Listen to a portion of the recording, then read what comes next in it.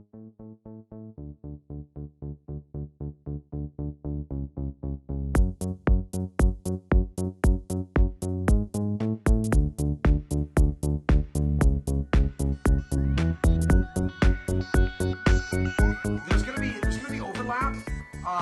there's going to be carryover. So here's some recap. Principle number one was connection, using different parts of your body to connect with somebody, to connect with your partner, to prevent their movement, to encourage them to move, promote their movement, or predict their movement. And then it was detachment, knowing when to let go of something when it's no longer serving your purposes. Distance, how to manage the space so that either you can operate effectively or so that they can't operate and do what they want to do. And then principle four was base, having stability in whatever position you're in. It's not just balance, it's stability, whether you're in the bottom position or the top position. And now creation, creating your future, doing something to them that if they don't react to, they're gonna lose position or they're gonna get tapped out. It's gonna be bad for them if they don't react to that first thing you do. So you're going first, they're reacting and going second, and you're beating them to the punch because you know what they're probably going to do. Through hours and hours of researching reactions, you have a pretty good idea of what they're going to do based on your experience, and then you're beating them there. Okay, I'm going to create my future here. I'm going to come in, I'm going to score that lapel grip and then the sleeve like so. And now I'm going to move my hips out and go into a scissor sweep. If Nathan doesn't react or doesn't react properly, I'm going to hit the sweep and come up in the mount position. If you're new to the scissor sweep, we need to create some space. We need some distance. One of our principles. I can't scissor sweep him when my hips are so close to him. I have my grips, I put my foot on the floor and I scoot out a little bit. There's the distance that I need. And now I'm going to pull him towards me so that his hips go over my hips. Now I can hit the sweep. And again, Nathan's not going to react properly on this one. He's going to go down. And then now I climb or I pull myself in, making sure I don't come up high where he can stick his legs in and recover. Once I sweep him over, I'm just scooting my hips low into the mount. And then the cool thing is we still have this lapel. We can start using it to our advantage to go into the choke or use it as bait to go into the armbar. Another creation opportunity that we'll look for later. From the mount position, baiting the choke so that you can get into the arm. All right. Get the lapel, I get the same side sleeve. Watch this one more time. Put my foot on the floor, I create some distance, pull his hips over my hips, and then boom. Hit the sweep. Nathan knows better than that though. So he's going to do something that a reasonable person would do, and that's try to catch their balance. I open up, pull him on top of me, I hit the sweep. Look at what he's doing. He's finding base. He's posting his hand to the mat, and he's backstepping with that foot so that he doesn't go over like we just saw. And now from here, he's going to recover base and get back to this position here. And if I'm not ready for that, not only will he not go over, not only will he find base and get back to here, but my legs are open, so now he's going to start to pass. So that would look like this. Here, I open up. I'm not ready for step number 3. I'm just committed to the scissor sweep. I go in, and then you get past. You have to have confidence in your first move, but you also need to be realistic and understand that at a strong level like Nathan is, that one move may probably not work. Boom. Okay, we take advantage of that, take his post, and we go into the Kimura. And now I go back to my back here, and we don't want to be lazy with the legs here like this. I need to get an angle, not linear. I need to find an angle. Whoop, here. Okay, so this leg's way up here on the back. You can cross your ankles here, is fine. Squeeze your knees, or just one hook here at the hip and the other one as high as you can up on the shoulder. And then now we just keep his wrist kind of right in line with our thigh, and then there. All right, so one more time. Here's our creation drill. We're creating the Kimura in this case. I get that lapel, I get that sleeve, open up, he catches his base, and then I dive in, adjust those hips, hit that Kimura. So Nathan, come on over here. And the cool thing about some of this stuff is that as I get into my grips here, a lot of times it turns into a catch-22 for him.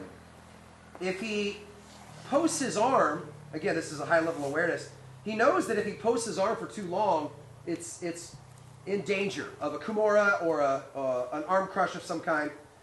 But if he doesn't post his arm, he's going over, and I'm probably going to get on top. So, I mean, those are the kind of dilemmas that we want to put our partners in, that catch-22.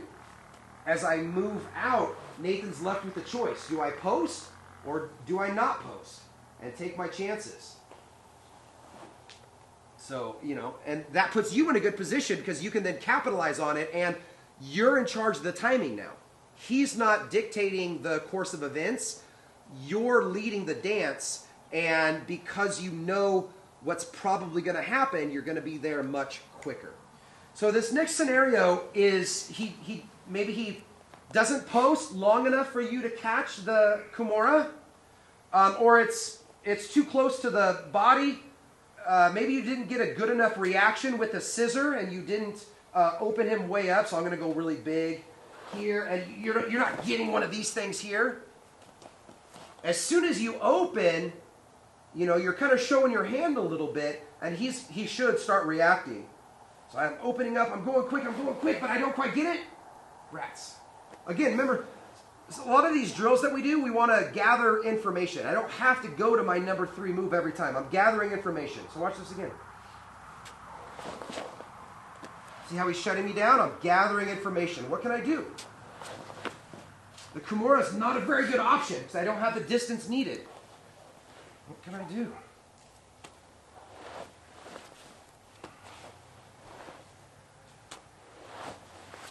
Right here. Karate chopping the neck. I have this one in deep. It's already set for the choke. Karate chop the neck, not literally. Yeah! Okay? But we're just connecting to the side there. And then look at this. Did you guys see this? Look at that beautiful seam right there. That's ready for me to grab. Boom. All right, and now I'm going to square up with him, bring my elbows together for a palm up, palm down choke. Feed. Get deep. Get that second grip. I'm going, but as I open up, he reads me pretty soon. Look at how I shift back here like this. Watch that again. Open up. Look at how he's reading me. Shutting down the distance necessary. Pivoting off my hip, using this leg to help get the angle. And there's my connection. Squeeze your knees together, pull him in. Boom. Here's something else that we can do. But it all boils down to making him do most of the work for me. Making him give me most of the Kimura. Making him give me most of that choke. Making him give me most of the armbar, which we'll do next. Come in. I score that lapel. Notice what I'm doing here as I feed. Now, of course, there's going to be a battle ensuing here as I get that lapel. It's unrealistic in a live match to just reach up and grab that. That is unrealistic. What is realistic is this, and then this. Knee pull. That's realistic. Boom. All right, and then I score this hand.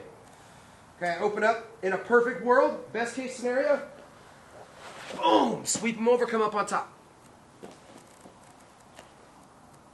But I'm betting that doesn't happen. I'm going to fully commit as if it was, but I'm also expecting that that's going to happen. We can take a look at that Kimura, or if he doesn't open up quite enough and he shuts me down, we pivot off, and we get the palm up, palm down choke.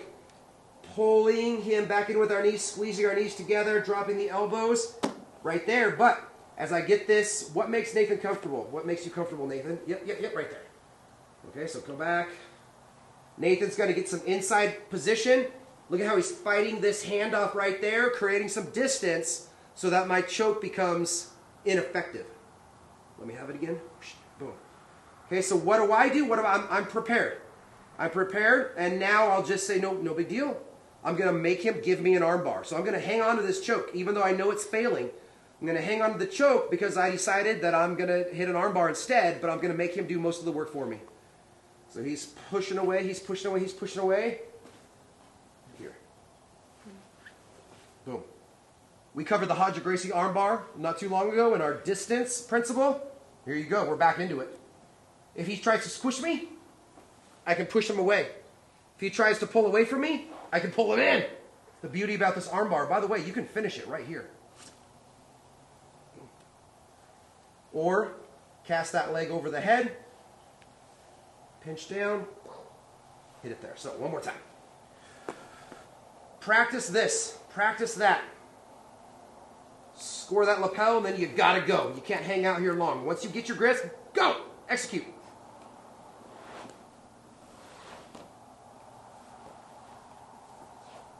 Okay, he does what makes him feel safe. That makes him feel safe. But I got to commit to the choke so that he gives me the arm bar instead.